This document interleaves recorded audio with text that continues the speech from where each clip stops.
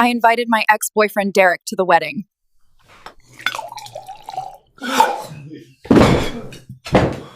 There I was at my future mother-in-law's dining table, absolutely demolishing what might have been the best lasagna of my entire life.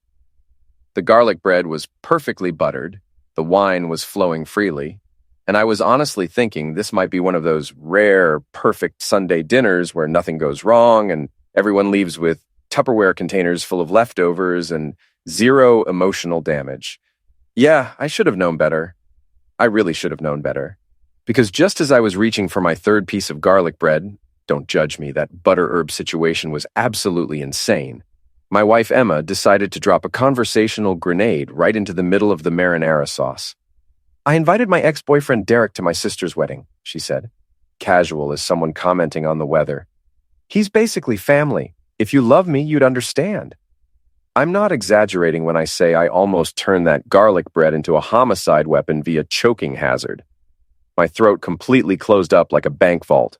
My eyes started watering uncontrollably. And for a solid 5 seconds, I genuinely thought I was about to die at a family dinner because my wife just announced she invited her ex-lover to a wedding like it was the most normal thing in the entire world. Her mom was still smiling peacefully, passing the salad bowl around like her daughter hadn't just detonated a nuclear bomb in our marriage. Her dad was obliviously cutting his lasagna into perfect little squares, completely unaware of the absolute chaos unfolding.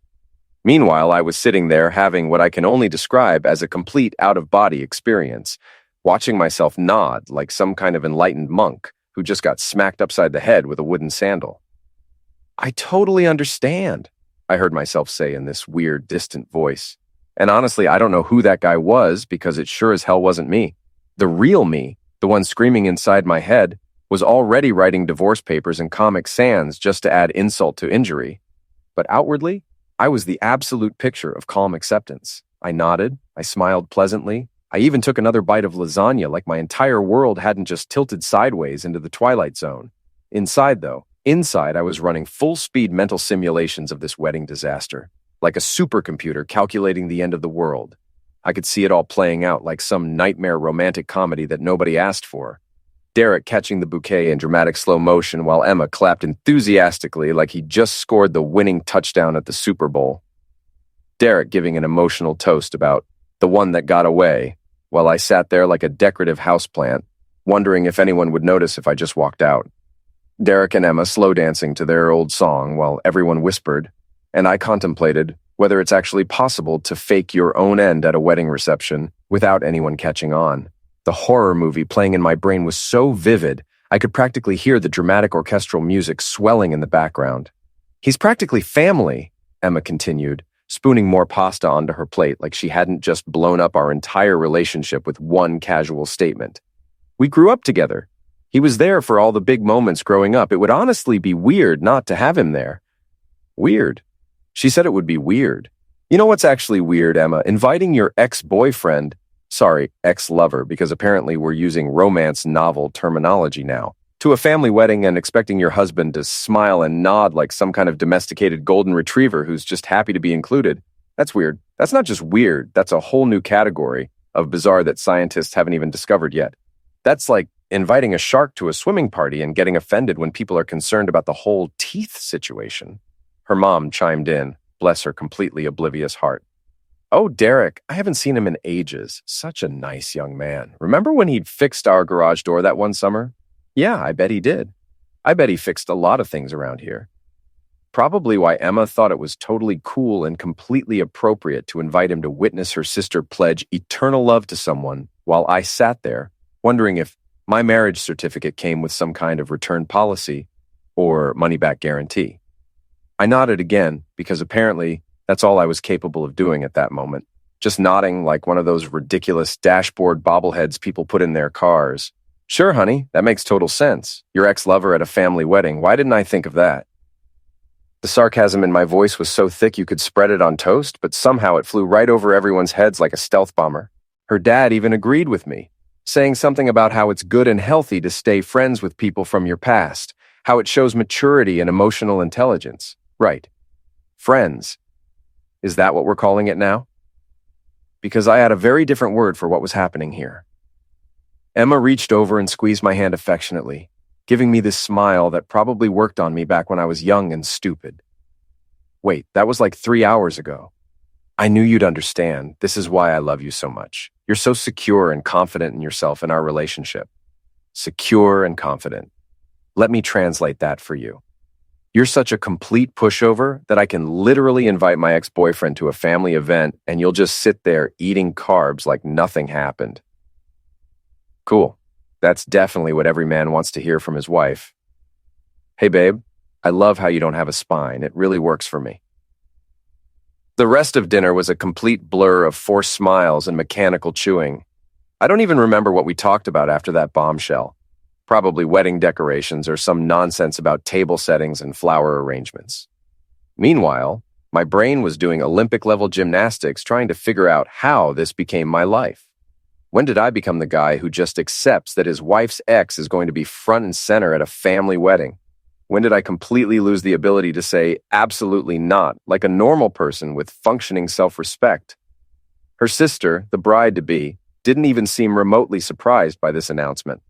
Oh yeah, Derek should totally come. Remember when he organized that surprise birthday party for you? That was so sweet.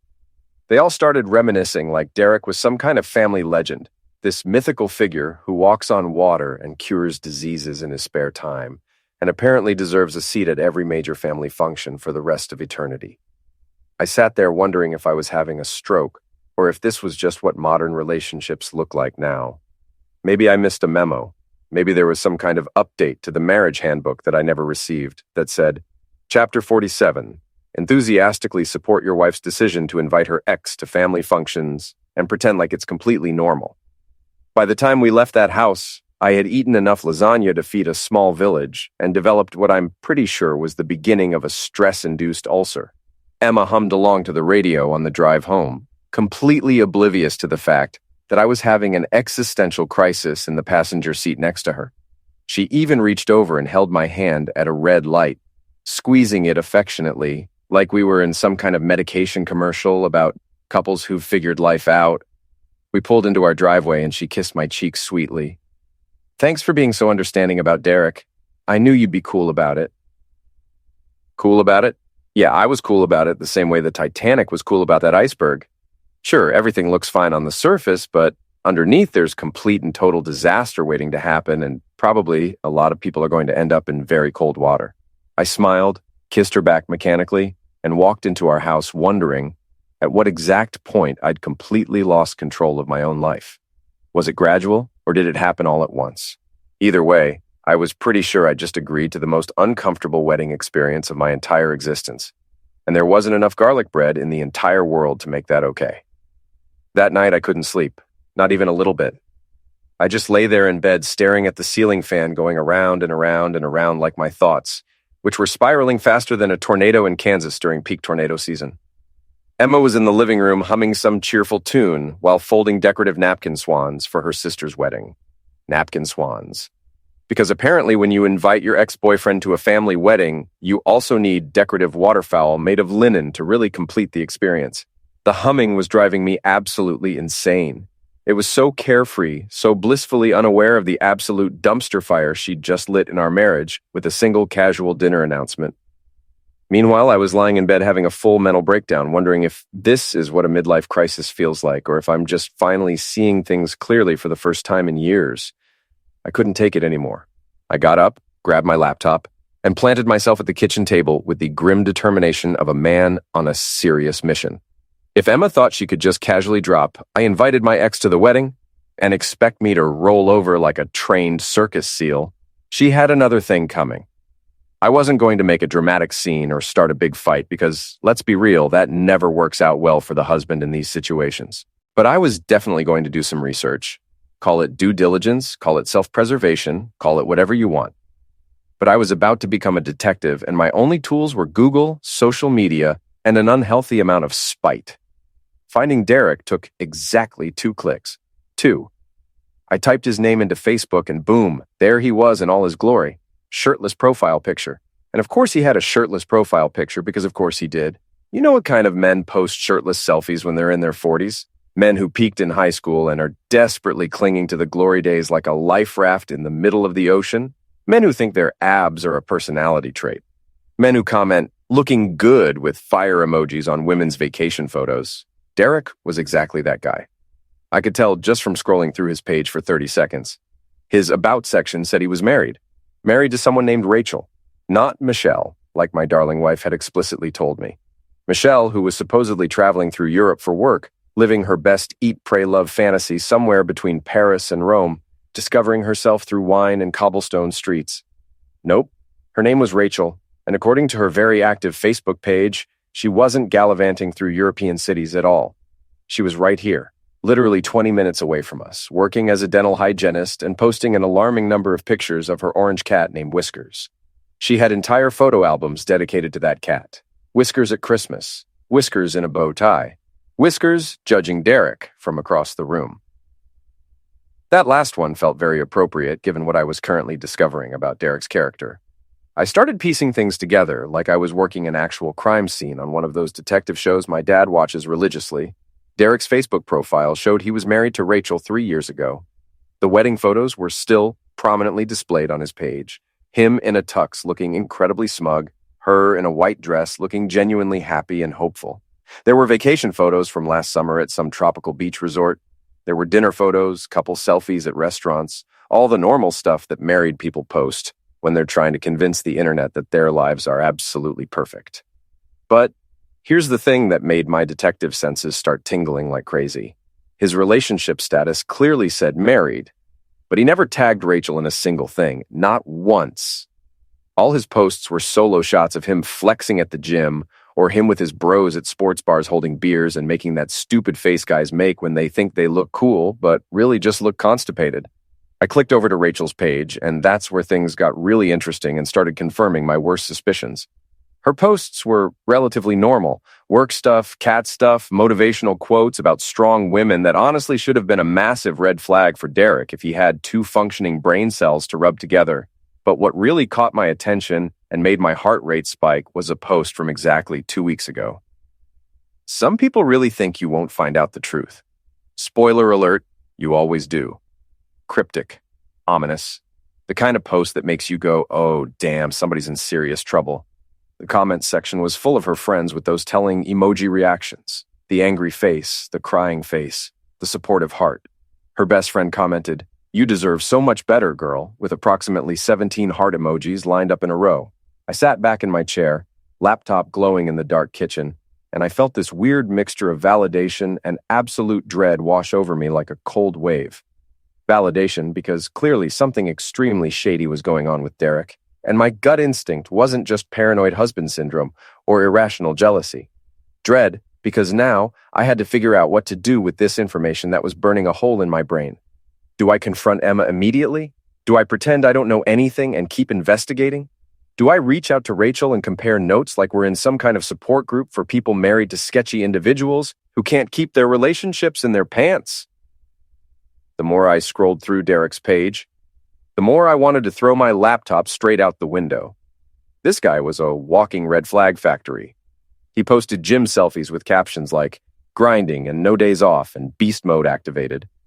He shared those cringy motivational quotes about alphas and lions that guys who've never accomplished anything significant in their lives absolutely love to post. He checked into bars at midnight on random weeknights when normal people with responsibilities are sleeping. He commented on Emma's Instagram posts. Wait, he what? I immediately switched over to Emma's Instagram with my hands actually shaking. And sure enough, there he was. Derek had liked every single photo she'd posted in the last 6 months. Every single one.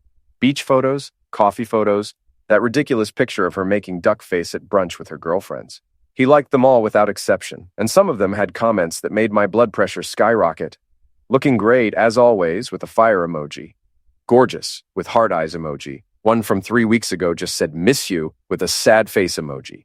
Miss you, miss you. I almost threw the laptop across the room. Instead, I took a screenshot with shaking hands.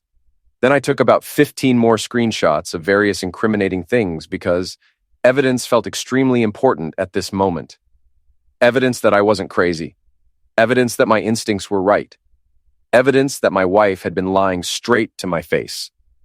From the living room, I could still hear Emma humming cheerfully and the occasional rustle of napkins being folded into unnecessary decorative bird shapes. She had absolutely no idea I was in here systematically unraveling her entire web of lies like I was pulling a thread on a cheap sweater, watching the whole thing come apart in my hands. Part of me desperately wanted to march in there right this second and dump all of this evidence in her lap. Hey, honey, so Derek's wife isn't traveling through Europe living her best life. She's 20 minutes away flossing people's teeth and posting cat photos. And also your ex-boyfriend has been sliding into your Instagram comments like it's his part-time job. Want to explain that? But I didn't, because I'm not a complete idiot, and I know that confronting someone without a comprehensive game plan is exactly how you end up looking like the bad guy somehow. So I kept digging deeper, going down the rabbit hole. Derek worked in sales. Shocking. Absolutely shocking that this guy was in sales. His LinkedIn said he was a self-motivated closer and a relationship builder, which is just corporate speak for I peaked in college and now I cold call people about insurance policies. He went to the same high school as Emma. They were in the exact same graduating class. I found an old photo from senior prom. Emma in an emerald green dress, Derek in a tux that didn't fit him right, both of them looking like babies. So they had real history, not just we dated briefly in high school history, but we were high school sweethearts who probably lost our virginity to each other in the back of his mom's minivan history. The more I learned, the worse everything got. I found photos of them together from years ago, way before I was even in the picture. They looked genuinely happy together, really happy. The kind of happy that makes you wonder if you're just the rebound relationship that accidentally lasted too long. There were comments from mutual friends on these old photos. Cutest couple ever. And you two are absolutely perfect together. I felt physically sick. Not like food poisoning sick, but like existential dread sick. Like maybe I've been living a lie this whole time. Sick. I glanced at the kitchen clock. It was 2 a.m. I'd been down this investigative rabbit hole for 3 solid hours, and Emma still hadn't come to bed. I could hear her out there in the living room, probably hot gluing ribbons to mason jars or whatever Martha Stewart-level nonsense wedding prep required these days. She had absolutely no clue that her husband was sitting in the pitch-dark kitchen having a complete crisis of faith in their marriage. And honestly, that felt like the biggest problem of all. She was so comfortable with this whole Derek situation that she didn't even consider for a second that it might bother me. She didn't lose sleep over it. She didn't question whether it was appropriate. She just invited him to the wedding and expected me to deal with it like a good little husband who doesn't make waves. I closed my laptop and sat there in the darkness for a long while, listening to her hum that carefree tune. And that's when I made my decision. I wasn't going to confront her yet. I wasn't going to blow up and make dramatic accusations without more information. No, I was going to be smart and strategic about this. I was going to reach out to Rachel directly, because if Derek was playing games with both of them, she deserved to know the truth. And if Emma thought she could invite her ex to this wedding and everything would be fine, well, she was about to find out that two could play at that game. The next morning, I woke up with the kind of focused purpose usually reserved for people training for marathons or starting pyramid schemes. Emma was already awake, probably bedazzling something wedding-related with excessive amounts of glitter. I had my laptop open before I even brushed my teeth, which I know is absolutely disgusting, but desperate times call for questionable hygiene decisions. I pulled up Rachel's Facebook profile again and stared at that message button like it was a nuclear launch code. This was either going to be the smartest move I'd ever made or the absolute dumbest. And honestly, the line between those two possibilities was getting blurrier by the second. I typed out a message, deleted it, typed it again, deleted it again. How do you even start a conversation like this? Hey, you don't know me, but I think our spouses might be having an affair? Too aggressive and accusatory. Hi, I'm married to your husband's ex-girlfriend and things are weird. Too vague and doesn't convey the urgency. I must have written and deleted 15 different versions before I finally settled on something that sounded casual, but also screamed, "We need to talk immediately. Hi, I'm married to the woman who invited your husband to her sister's wedding. Want to come as my +1?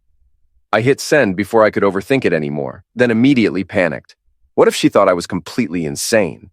What if she showed Derek and they both laughed at me? What if she was somehow in on whatever was happening and I just handed her ammunition to make my life exponentially worse? I closed the laptop and tried to go about my day like a normal person who wasn't potentially torpedoing his marriage via Facebook Messenger. Spoiler alert, I failed miserably at appearing normal.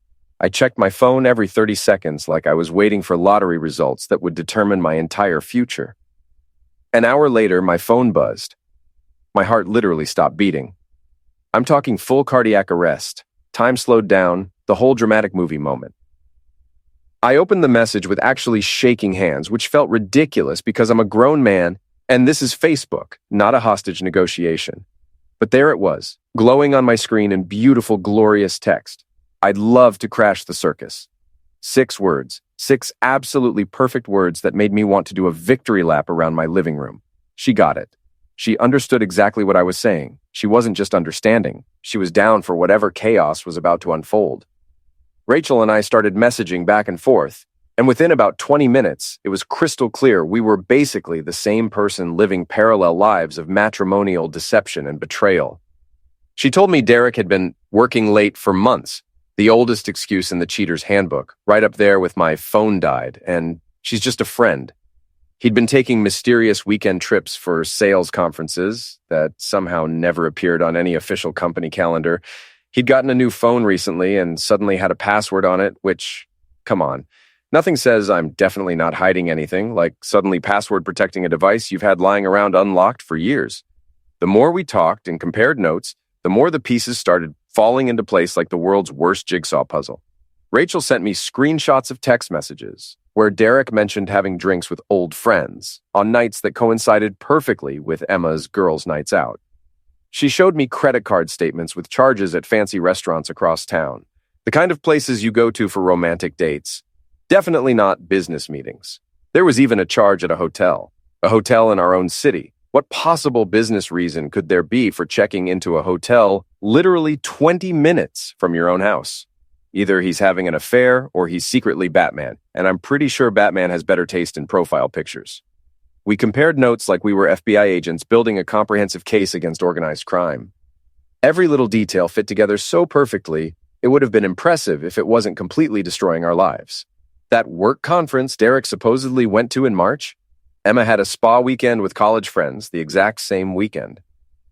His late night at the office on Valentine's Day? She told me she was helping her sister with wedding planning logistics. It was like watching 2 puzzle pieces snap together with a satisfying click. Except instead of revealing a nice picture of a sunset or some puppies, it revealed that our spouses were absolutely, definitely 100% carrying on behind our backs. By Sunday afternoon, Rachel and I weren't just strangers sharing suspicions anymore. We were partners, not in crime exactly, because what we were planning wasn't technically illegal, more like partners in justified revenge, partners in petty excellence, partners in making absolutely certain that this wedding turned into the kind of event people would talk about for years, and definitely not in a good way. We texted constantly throughout the day. She'd send me updates about Derek's suspicious behavior. I'd tell her about Emma's increasingly weird comments about how excited she was that Derek was coming to the wedding and how meaningful it would be to have him there. We swapped more screenshots, shared theories, and built a timeline that would make a detective show writer weep with envy. Rachel was genuinely funny too, in this dark, sarcastic way that made me wonder how someone this cool and intelligent ended up married to a guy who posts shirtless gym selfies. She called Derek my soon-to-be ex mistake and referred to his profile pictures as evidence of a midlife crisis in progress. When I told her about Emma's elaborate napkin swan project, she sent back an animated GIF of someone setting origami on fire. The best part? Rachel was completely all in on my plan. When I suggested she come to the wedding as my +1, I was maybe 60% joking, possibly 70%, but she was dead serious about it. "Oh, I'm coming," she texted with fierce determination. "I'm coming, and I'm wearing something that'll make him forget his own name. Then I'm going to ruin his whole year, maybe his whole life. Haven't decided yet." I loved her energy so much. This woman was ready for absolute war, and I was just trying to survive. But together, we were genuinely unstoppable. By the time the rehearsal dinner rolled around on Saturday evening, everything was perfectly planned. Rachel had found the perfect dress, fire engine red, the kind that literally stops traffic. We'd coordinated our arrival time down to the exact minute. We had our cover story straight about how we'd supposedly met and become friends. Everything was meticulously set. Emma thought she was orchestrating some romantic moment where she'd get to reconnect with Derek while I sat there like a chump. What she didn't realize was that she was actually setting up her own spectacular downfall, and I had front row seats to watch it all unfold. I picked up Rachel at exactly 5:30, my heart pounding like I was about to commit a bank robbery instead of just bringing my wife's ex's wife to a family dinner. When Rachel walked out her front door, I literally had to remind myself to breathe like a normal human being. She looked absolutely incredible. That red dress wasn't just red. It was stop traffic, call the police. Someone check if this is legal red. Ready to burn this place down? She asked, sliding into my passenger seat with a smile that could melt steel. Born ready, I managed to say. We arrived at the restaurant right on time. I could see Emma's car already parked prominently out front, which meant she was inside, probably holding court and telling everyone about how wonderful it was that Derek could make it to this special family event. We walked into that restaurant like we absolutely owned the place. I had my hand on Rachel's lower back, not in a romantic way, just in a clear, we're together way that would be completely impossible to misinterpret. The hostess looked confused when I gave my name, probably because the seating chart said I was supposedly bringing Emma's brother from the airport, not a gorgeous woman in a red dress that could stop traffic. But she led us back to the private dining room anyway, probably figuring it wasn't her problem to solve. And that's when the absolute magic happened. The room went completely silent. Movie scene silent, like someone had hit the pause button on reality itself. Every single head turned toward us simultaneously, and I watched in real time as people's brains tried desperately to process what they were seeing. Emma was mid-laugh at something Derek had said, and her face froze in this expression that was half confusion, half absolute horror. Derek, who'd been leaning casually against the bar, looking smug in his too-tight button-down shirt, went so pale I genuinely thought he might pass out right there. His glass of whiskey stopped halfway to his mouth, suspended in mid-air like someone had cast a freezing spell. "Hi, honey," Rachel said, and her voice was pure sugar sweet with an undertone of absolute venom. She walked straight toward Derek like a heat-seeking missile locked on its target. Surprise, my trip got canceled. The silence got somehow even more silent, which I honestly didn't think was physically possible. You could have heard a pin drop.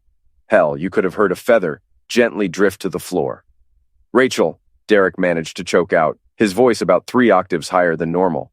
How did I know about the dinner?" Rachel finished for him, her smile never wavering for a second. "That's a funny story, actually. See, I met your friend Emma's husband, and we got to talking. Turns out we have so much in common, like how both our spouses have been systematically lying to us for months." Emma finally found her voice, though it came out more like a squeak. "I don't understand. What is she doing here?" I stepped forward, enjoying this way more than I probably should have.